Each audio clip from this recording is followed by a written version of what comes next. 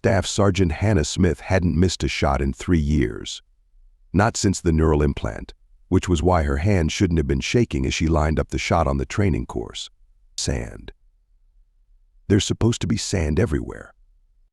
The thought crashed through her mind like broken glass, sharp and intrusive.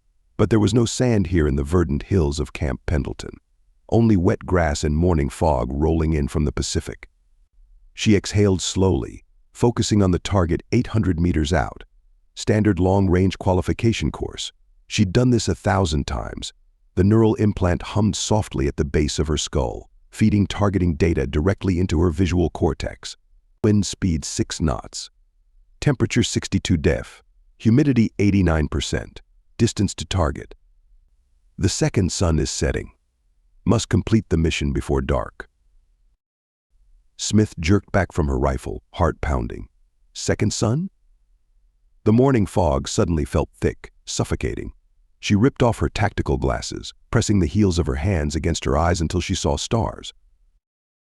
Everything all right, Staff Sergeant Lieutenant Cooper's voice crackled through her comm. Yes, sir, the lie came automatically, just adjusting my scope. She settled back behind the rifle, forcing herself to focus. The target wavered in her sight picture, then stabilized. She began to squeeze the trigger. They're coming up through the canyon. Thousands of them, their armor gleaming red in the dying light. This time the vision hit her so hard she actually fell backward, rifle clattering against the concrete firing platform. The world spun, and suddenly she wasn't at Camp Pendleton at all.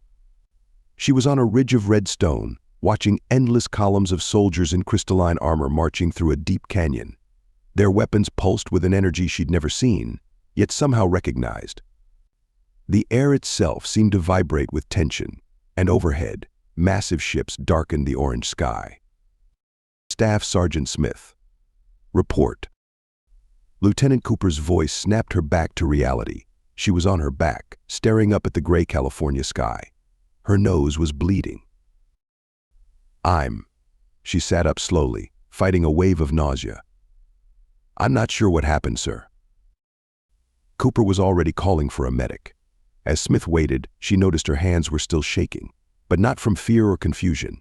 They were shaking with muscle memory, she realized, as if they remembered holding a weapon far heavier than her standard-issue rifle. Later that evening, in the sterile confines of the base medical center, she listened as doctors rattled off possible diagnoses. Stress, fatigue, maybe a minor malfunction in her neural implant's visual processing. Nothing to worry about, they assured her. These things happened sometimes with new technology. But as she lay in her bunk that night, unable to sleep, Smith knew they were wrong. What she'd experienced wasn't a malfunction. It was a memory. A real memory of a real battle. A battle that hadn't happened on Earth. She rolled over, pulling up her tablet. A notification blinked in the corner. New orders. Her unit was being deployed to Mars next week. Security detail for some archaeological dig site. As she read the briefing, her implant hummed, and for just a moment, she could have sworn she smelled sand and metal and alien air. Somewhere in the darkness of her quarters, Hannah Smith began to plan. She needed answers, and she had a feeling she knew exactly where she'd find them in the red dust of a long, dead battlefield, waiting to be uncovered. The Ares archaeological dig site sprawled across the Martian desert like an open wound. Hannah Smith watched through the viewport as their transport made its final approach, her implant automatically calculating distances and mapping terrain features. 3 months had passed since her incident at Camp Pendleton, and the glitches had only gotten worse. Welcome to Mars, ladies and gentlemen, Captain Torres's voice crackled through the comm. Remember, we're here to protect the eggheads, not help them dig up rocks. Smith's squad chuckled, but she remained silent, eyes fixed on a particular ridge in the distance. She'd never been to Mars before, but she knew that ridge, knew that exactly 247 meters beyond it lay the remains of a command post, buried under millennia of red dust.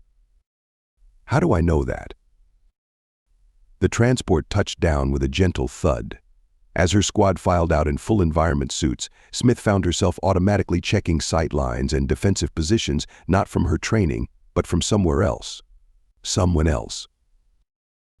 Dr. Jenna Kim met them at the airlock, her excitement visible even through her helmet visor. "You must be the CAD unit we requested. I'm the lead xenoarchaeologist here. We've made some remarkable discoveries recently that require additional security." Smith's implant twinged at the word discoveries. Images flashed through her mind: crystalline spires rising from the sand, chambers deep beneath the surface, walls covered in symbols that her mind somehow translated into warnings. "Staff Sergeant Smith," she introduced herself, fighting to stay present. "What exactly are we protecting, Doctor?" Kim hesitated. "Perhaps it's better if I show you." They descended into the dig site through a series of pressurized tunnels. With each step deeper, Smith's sense of déjà vu grew stronger. When they reached the main chamber, she had to grab the wall for support. "Remarkable, isn't it?" Kim gestured to the vast space before them. "We believe this was some sort of military installation. The technology we're finding here is unlike anything in our archaeological record." Smith barely heard her. The chamber was exactly as she'd seen it in her visions, only now buried and broken. Where her borrowed memories showed gleaming walls and humming equipment, there was now only rust and ruin. But she knew this place, had walked these halls when they were new, had died here. The thought came unbidden, bringing with it a flash of searing pain and blinding light. Staff Sergeant Kim was watching her closely. "Are you all right?" "The weapon testing chamber," Smith said before she could stop herself. "It's through there, isn't it?" She pointed to a partially excavated doorway. Kim's eyes widened behind her visor. "How did you? We just uncovered that section yesterday. We haven't even announced it to the Military Oversight Committee." Smith's head pounded. More memories surfaced: arguments in this very chamber, warnings ignored, a terrible decision made in the name of security. She saw faces alien, yet somehow familiar, their expressions showing the same fears and ambitions she recognized in her fellow soldiers. Dr. Smith said carefully, "I think we need to talk about neural implants. Specifically, where Nexus Defense Systems sourced the crystalline matrices they use in them." Kim's sharp intake of breath told Smith everything she needed to know. The archaeologist glanced around the empty chamber before responding in a whisper. "Follow me. There's something you need to see." She led Smith to her private lab, sealed off from the main dig.